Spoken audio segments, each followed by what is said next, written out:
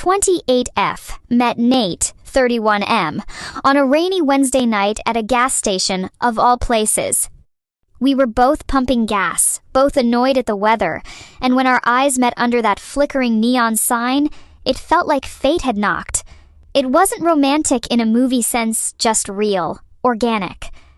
Messy but magnetic, we hit it off fast. By our third date, we were staying up till 4 a.m. talking about our childhoods, our trauma, our dreams. It felt raw, unfiltered, like we weren't just dating, but finding pieces of ourselves in each other. But of course, the timing was trash. I was drowning. My job as a publicist for a startup was eating me alive. My boss was passive-aggressive and power-hungry. I was behind on multiple campaigns, and my inbox was a war zone. On top of that, I had 28 days to move out of my apartment because my landlord sold the building. I hadn't found a new place. I was barely eating, sleeping maybe 3 hours a night. I was unraveling. Still, Nate was wonderful. Steady, patient. He'd bring me food when I forgot to eat, rub my back when I vented. He never pushed, never judged. But after a particularly bad work call where I had a panic attack in the office bathroom, I realized something had to give. I texted him that night. "Can we talk?" We met at his place. I told him I needed to pause everything, that I needed a few weeks to just fix my life. That I wasn't okay, that I was afraid I'd lose my job, or worse, myself. I made it clear that this wasn't about him. I cared about him deeply. I just needed to breathe. He looked disappointed, but said he understood. We kissed goodbye. It felt like the most adult, healthy breakup that's not a breakup in the history of situationships. That was week 1. Week 2. I'm crashing at my best friend Jules' place while apartment hunting. Jules, 29F, has been my ride or die since college. She knew everything about Nate. She even met him once in passing. I told her what was happening and she supported me, kind of. She's your classic fixer friend, as another friend once put it. Kind, generous, but sometimes too interested in the mess. Week 3. Jules starts acting weird, guarded, protective of her phone. She's going out more but won't say where. I don't press, it's her life. Week 4. I find a new place. Small studio, overpriced, but it's mine. I feel stable enough to text Nate. I pour my heart out, tell him I miss him, that I want to see him again. That I'm finally in a better place. No response for a full day. When he does text back, it's cold, distant. "Hey, I don't think it's a good idea. I've started seeing someone. I'm sorry." My chest cracks. But I get it. I took too long. Life got in the way. I cry, I journal, I try to move on. Until I see the Instagram story. It's Jules, in Nate's hoodie, on his couch, with his dog. Her caption, "Late night vibes with my person." I stare at the screen in disbelief. My best friend. The guy I was falling for. Together. While I was sleeping on her couch and crying over him. I confront her. She doesn't deny it. "We just connected," she says. "It wasn't planned. We didn't mean to." "I didn't think you two were that serious." I scream at her. At him. At the universe. I block them both. But that's just the beginning. The fallout. Turns out they hooked up 2 weeks after I asked for space. My boss overhears me crying in the break room and fires me on the spot. My lease falls through because my deposit check bounces thanks to an idiotic bank error. I get a call from Jules' little sister, who I've always been close to, telling me that Jules has been secretly jealous of me for years. And that she's done this before with another friend's ex. Nate texts me a month later asking if I ever want closure. I don't reply, because what's there to say? You don't pause your life to save it and expect your best friend to take the pieces you left behind and make a life out of them without you. I'm in therapy. I'm working freelance. I moved to a tiny beach town 3 hours away. I never thought I'd be that person posting on here about their crumbling marriage, but here I am. I, 29F, have been married to my husband, 32M, Tyler, for 5 years. We've been together since I was 23, young, naive, full of dream sand now. I feel like I'm watching my life collapse around me one little brick at a time. Tyler wasn't always cold. He used to be the guy who wrote me love notes and left them in my lunch bag, the kind of guy who kissed my forehead when I couldn't sleep, who made playlists for road trips, who held my hand in church. Somewhere along the way, that man disappeared. I started noticing changes about 10 months ago. The little things first. He stopped texting me during the day. He'd come home late and say he got caught up at work. He never touched me unless I initiated, and even then, he'd flinch a little like I was forcing him. I kept blaming myself. I was recently diagnosed with ADHD. I'm emotional. I get overwhelmed. Sometimes I talk too much or shut down entirely, but I've always tried to show up for him. Even when I was drowning, I'd ask him how his day was. I'd cook, I'd clean, I'd check in. But it always felt like I was the only one doing any emotional lifting. About a week ago, I finally broke. I stayed up until 3 a.m. writing him a long, vulnerable message about how I've been feeling. I didn't attack him. I didn't blame. I just poured my heart out. I told him I was hurt, that I felt invisible, and that I needed to feel seen. I needed to feel loved. The next morning, he responded with what I thought was maturity. I'm sorry I made you feel that way. You don't deserve that.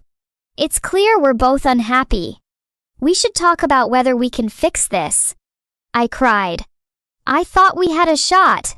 Maybe he was listening. Except, that conversation never happened. We lived under the same roof in total silence for 24 hours. I sent a follow-up, gently asking if he'd thought about it. He called me and said, I act this way because you trigger me. When you annoy me, I get mean. That's just how I am. You need to be less masculine and more feminine. I felt like someone punched me in the throat. He said he lashes out because I push him there, that it's not really abuse, just a reaction. That if I stopped being so emotional, maybe he'd treat me better. But it gets worse. I wish that was the worst of it, but Reddit, I found something. I was vacuuming the bedroom and knocked over a stack of books on his side of the bed. A notebook fell open. I didn't mean to read It's Where to God, I didn't, but my name was on the page. It was a journal. And he had been documenting our fights, not for therapy, but as evidence. Literal documentation, making me sound like I was insane, manipulative, emotionally volatile. He even noted that he was keeping record in case of separation. That night, I checked his phone. I know I shouldn't have, but I did. There were texts to another woman, someone named Ray. Hundreds of them. The worst part? Ray wasn't someone new. She was my best friend, my maid of honor, my confidant, my soul sister, and they've been seeing each other for 8 months. While I was writing heartfelt letters and researching ways to improve communication, they were planning hotel stays. While I was breaking down from sleep deprivation and overworking myself, she was texting him memes about how dramatic I am. When I confronted him, I expected denial. What I got was silence. Then a shrug. And he said, "You pushed me into her arms. I tried to talk to you for years, but you were always so busy being broken." He blamed my ADHD, my emotions, my sensitivity. I asked him if he loved her. He didn't answer. I asked him if he ever loved me. He said, "I did, but you're not the same girl I married." That night, I packed a bag and went to my sister's house. I told my mom. I told his parents. I told Ray's fiancés. She was engaged. Now everything is on fire. Tyler is begging me to come back, telling me it didn't mean anything. Ray's engagement is off.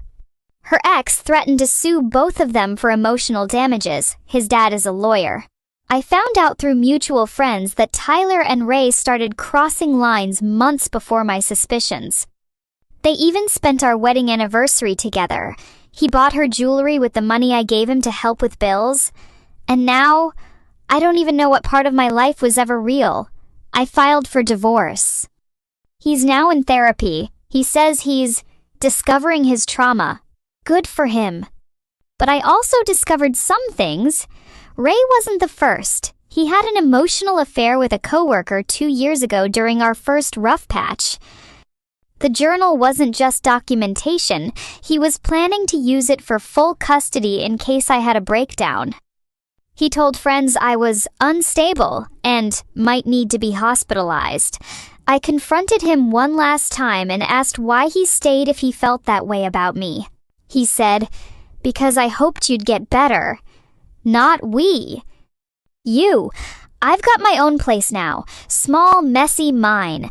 I started a journal, not to use against anyone, just to remember who I am. And I've been dating someone new. Nothing serious. Just kindness. He asks me how my day was. He listens. And when I cry, he doesn't roll his eyes or tell me I'm too much. He holds me. If you're reading this and you're being blamed for someone else's cruelty, please know it's not you. Your sensitivity is not the problem. Your softness is not weakness. Your story is not over. You are not hard to love. You were just loving the wrong person. Hi everyone. Yesterday, I had a hysteroscopy under general anesthesia. My husband and I are going through fertility treatment, and this was my 4th time under anesthesia since November. We've been through 3 unsuccessful rounds already.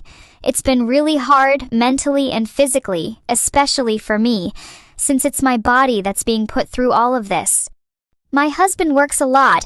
He's an auditor and just came out of busy season, but he had this week off. I was hoping we could spend the day together. I mean, he's usually always working. In the morning before the procedure, he told me that he had plans to go to the sauna and get a massage with his best friend that evening.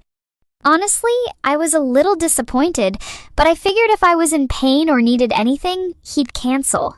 Plus, he's barely had time to see his friends lately, so I pushed my feelings aside and tried to be happy for him. Luckily, I tolerated the procedure really well. After the surgery, he asked if I wanted to grab breakfast at the bakery around the corner. I said I'd rather go somewhere nice and actually have a proper brunch. The weather was beautiful, and I just wanted to enjoy the day a bit. He got really annoyed because he hates eating outside and prefers quick, simple meals. He said he wanted to get home fast and then hit the gym. I insisted that I really wanted to go out and enjoy a little brunch, and he reluctantly agreed, but with a visibly bad attitude. When I asked him what was wrong, he told me I wasn't being considerate of his feelings. And honestly, that broke something in me. I've been going through so many painful and exhausting procedures, and it felt like too much to ask to just sit down and enjoy a brunch together. I ended up crying a lot, maybe still emotional from the anesthesia, and when we arrived at the destined brunch place, I asked him to drive straight home, because I was so hurt. At home, he kept asking why I was so upset. I told him that if he had been the one going through surgery, I would have done everything I could to make the day easy and nice for him. But apparently it's too much for him to go to brunch, and he'd still rather spend his evening getting a massage with his friend. He told me I'm being dramatic, that he loved me very much, and we were arguing about a stupid brunch place. So now I'm wondering, am I overreacting for wanting this kind of support from my partner? Should I stop expecting him to do the things I would do for him?